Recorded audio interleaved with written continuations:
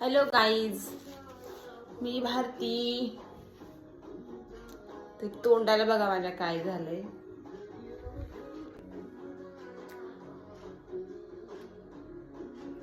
Hello guys, जय भीम सर्वांना. मी भारती. तर guys बघा तोंडाला काय झालं बघा. इतकं बेकार बेकार तोंडावरती पुळा झालाय ना, लिटरली पूर्ण तोंड माझं भरून गेलंय. काय करू याच्यासाठी कमेंट्स करून सांगा मित्रांनो. 7:30 वाजत आले, अजून हे आले नाहीये. आज काय विशेष नाहीये. आज बनवायचे आहे मेथीचे पराठे बनवायचे. तर त्याच्यासाठी मी काय काय सामान लागलं ते तुम्हाला दाखवलं नाही. आणि थंडी म्हणजे बघा, माझे असे हात चिरता बघा, असे हात चिरता माझ्या थंडीमध्ये. आणि खरंच माझा चेहरा ना एकदम क्लीन होता, पण मी हे असं काही यूट्यूबवरती बघून असं रेमेडी यूज केला आणि त्याच्याने माझा चेहरा बघा किती खराब होऊन गेला.